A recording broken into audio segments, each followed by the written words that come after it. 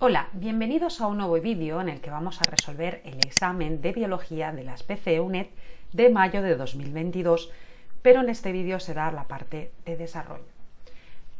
Primera pregunta, defina los siguientes procesos: glucólisis, fermentación, fosforilación oxidativa, beta-oxidación y fotosíntesis. Indique en qué tipos de células eucariotas y en qué lugar de estas se realizan. Bueno, la glucólisis. La glucólisis es una ruta catabólica que convierte una molécula de glucosa en 2-ácido pirúvico piruvato. Es la ruta central del catabolismo de la glucosa en animales, plantas y microorganismos. Se da en células eucariotas, animales y vegetales.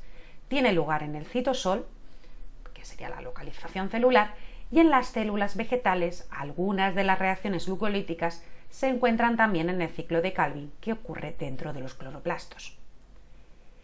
Fermentación. La fermentación es la degradación anaerobia de la glucosa. Se da en células eucariotas animales y en algunos microorganismos en el citoplasma o citosol.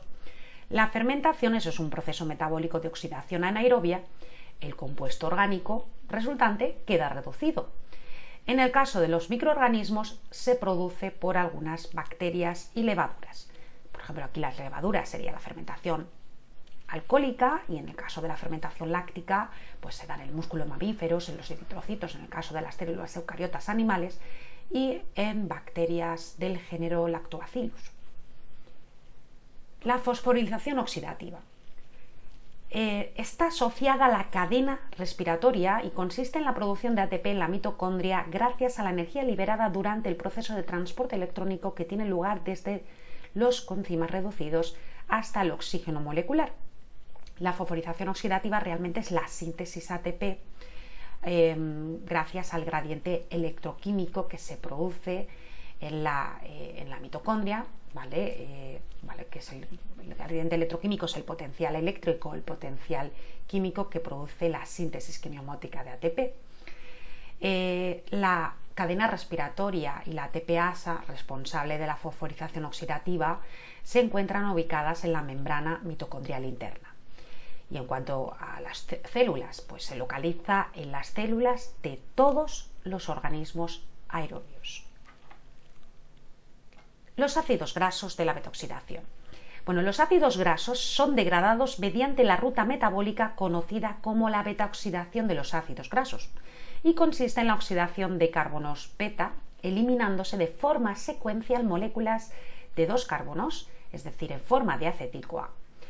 El catabolismo de los ácidos grasos tiene lugar en la matriz mitocondrial en las células eucariotas animales, y en las células eucariotas vegetales la beta-oxidación no tiene lugar en las mitocondrias, sino en los peroxisomas del tejido foliar y en los glioxisomas de las semillas en germinación.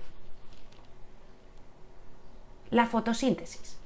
La fotosíntesis es el proceso por el cual la energía solar es utilizada para obtener moléculas ricas en energía y moléculas reductoras que se utilizan para sintetizar moléculas orgánicas. Los microorganismos que realizan la fotosíntesis son los organismos que tienen clorofila, es decir, algas, cianobacterias y células eucariotas vegetales en los cloroplastos. Recordar que los hongos carecen de clorofila y son heterótrofos, y además la fotosíntesis, como no lo he comentado, se realiza en los cloroplastos, donde se encuentran los pigmentos capaces de captar y absorber la energía luminosa. Pregunta 2. Respecto a los orgánulos celulares. Indique 2 funciones del retículo endoplasmático liso. Describa el complejo de Golgi y cite 2 de sus funciones. ¿Qué son los lisosomas y cuál es su función? Y describa brevemente la estructura de los ribosomas eucarióticos y nombre 2 orgánulos celulares que contengan ribosomas en su interior. Vamos allá. Indique 2 funciones del retículo endoplasmático liso. Bueno, la principal función del retículo endoplasmático liso es la síntesis de lípidos, como colesterol, fosfolípidos, glucolípidos, hormonas esteroideas. Y también interviene en procesos de detoxificación. Lo que hace es metabolizar sustancias tóxicas y las convierte en productos eliminables por las células. B. Describa el complejo de Golgi y cite 2 de sus funciones. Bueno, yo he puesto 3 funciones, ¿de acuerdo? En el examen indican solo 2 funciones. Bueno, el complejo de Golgi forma parte del sistema membranoso celular Y como veis en la imagen, está formado por uno o varios dictiosomas, que son agrupaciones en paralelos de 4 a 8 sáculos discoidales denominados cisternas. Y también van acompañados, como veis en la imagen, de vesículas de secreción.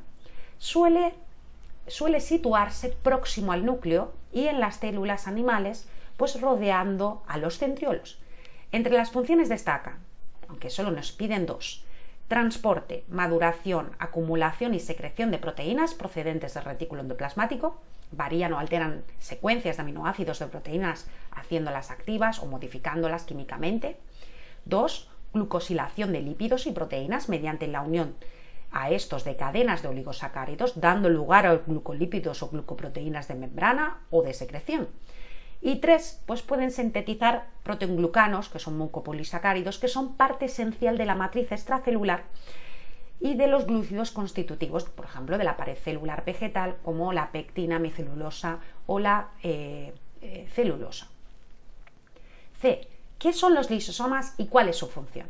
Bueno, los lisosomas son vesículas que proceden del aparato de Golgi, que contienen enzimas digestivas. Estas enzimas son hidrolasas ácidas. Recordar que las hidrolasas es una categoría de unas enzimas que se dedican a la hidrólisis, ¿vale? Ejemplos: fosfatasa ácida, glucosidasas, lipasas, proteasas, sulfatasas, fosfatasas, fosfolipasas, etc., etc. Y los lisosomas poseen una membrana plasmática con las proteínas de su cara interna muy glucosidadas para proteger también al lisosoma de la acción de sus propias enzimas. La función de los lisosomas es la digestión de la materia orgánica, que puede ser extracelular cuando los lisosomas vierten sus enzimas al exterior, o intracelular cuando se unen a una vacuola que contiene la materia a digerir, formando un fagolisosoma. D. Describa brevemente, perdón, aquí he puesto una as, describa brevemente la estructura de los ribosomas eucarióticos. Nombre 2 orgánulos celulares que contengan ribosomas en su interior.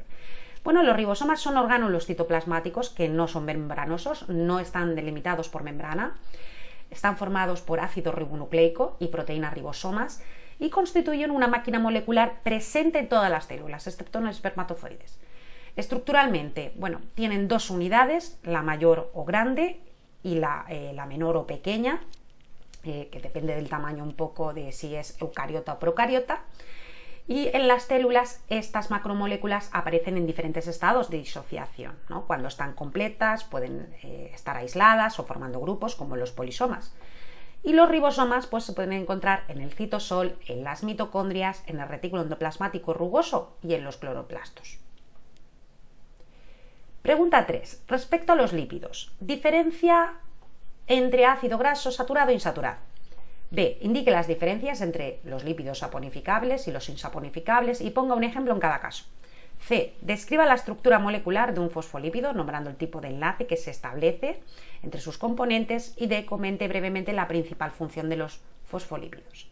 Bueno, respecto a los lípidos, la pregunta A: diferencia entre un ácido graso saturado e insaturado. Bueno, lo veis en la imagen claramente. Un ácido graso saturado, todos sus enlaces covalentes entre los átomos de carbono son enlaces simples, por lo que sus cadenas hidrocarbonadas, como veis en la imagen, son lineales y bueno, son sólidos a temperatura ambiente debido a las fuerzas también de Van der Waals. En el caso de los ácidos grasos insaturados, pues tienen uno o varios enlaces dobles en los carbonos de la cadena. Fijaros en la imagen, la distancia entre los átomos de estos carbonos no es la misma que con los otros, ni los ángulos de enlace, por lo que los ácidos grasos insaturados presentan codos o cambios de dirección en los lugares donde aparece el doble enlace entre átomos de carbono, como se ve en la imagen, bueno, que es de Leninger. Esto origina que las moléculas tengan más problemas para formar uniones mediante fuerzas de Van der Waals entre ellas, y por ello, a temperatura ambiente, los ácidos grasos insaturados pues suelen encontrarse en un estado líquido teniendo puntos de fusión más bajos. Los ácidos grasos saturados tienen puntos de fusión más elevados. Bueno, pregunta B. Indique las diferencias entre los lípidos saponificables y los insaponificables y pongo un ejemplo en cada caso. Bueno, lo que tenemos que decir es que la saponificación es una reacción típica de los ácidos grasos en la cual reaccionan con álcalis o bases, obteniéndose una sal de ácido graso denominada jabón. Es decir, ácido graso más base genera reacción de saponificación dando jabón y agua. Los lípidos saponificables se clasifican del siguiente modo. Pueden ser simples, que son los ácidos grasos como los acilglicéridos y los céridos. Pueden ser complejos, que incluyen los fosfolípidos y los glucolípidos. Y un ejemplo de lípido saponificable pues son los aceites, tanto vegetales como el aceite de oliva, de girasol, de soja, como animales, aceites del hígado. Por ejemplo, un ejemplo así un poco más químico pues sería, por ejemplo, el ácido palmítico, ¿no? En cuanto a los lípidos insaponificables, son los isoprenoides, esteroides y prostaglandinas. Un ejemplo de isoprenoides serían los carotenoides, que se trata de pigmentos vegetales que generalmente se localizan en los cloroplastos, donde forman parte constitutiva de los fotosistemas. Pero bueno, también podrían ser los esteroides, por ejemplo, que bueno, dan lugar a hormonas, por ejemplo, esteroideas. Las prostaglandinas, que vienen del ácido araquidónico, derivan del ácido araquidónico, que es un icosanoide, dando lugar a prostaciclinas, tomboxanos, leucotrienos. Bueno, son algunos ejemplos. Te piden que cites uno, no hace falta citar muchos, con poner un ejemplo en cada caso sería suficiente.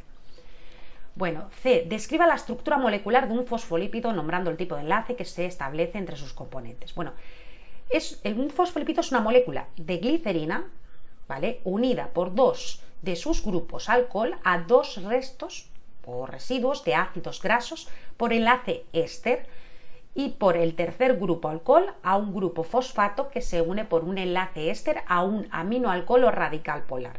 De hecho, bueno, aquí tenéis la estructura dibujada de manera química. Si el sustituyente de cabeza fuese hidrógeno, pues sería el ácido fosfatídico. ¿De acuerdo? Fijaros también que debido a las cadenas de ácido graso saturado e insaturado, pues se ve dos zonas, la zona polar y la zona polar, que tendríamos la parte que no es el ácido graso.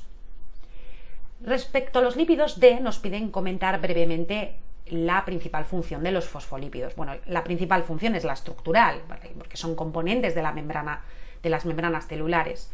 Lo que tenemos también que indicar es que los fosfolípidos son anfipáticos debido a que su molécula presenta una zona polar hidrofílica por su grupo fosfato y aminoalcohol, que es atraída por el agua, y una zona polar hidrofóbica por las cadenas alifáticas de sus ácidos grasos, que es repelida por el agua. Este doble comportamiento da lugar a la formación, por ejemplo, de micelas, liposomas y dobles capas, que son la base de las membranas celulares.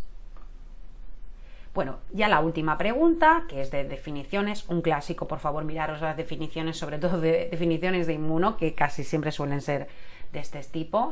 La pregunta nos piden comentar brevemente los siguientes términos relativos a inmunidad, como memoria inmunológica, macrófago, linfocito B, anticuerpo y interferón. Bueno, la memoria inmunológica. La memoria inmunológica es la capacidad del sistema inmunitario de reconocer a un antígeno al que ya ha sido expuesto previamente, lo que le permite desencadenar una respuesta más rápida y efectiva contra él.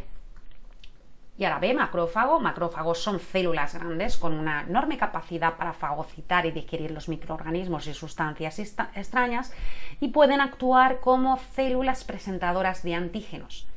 Se diferencia a partir de monocitos y están presentes en todos los tejidos.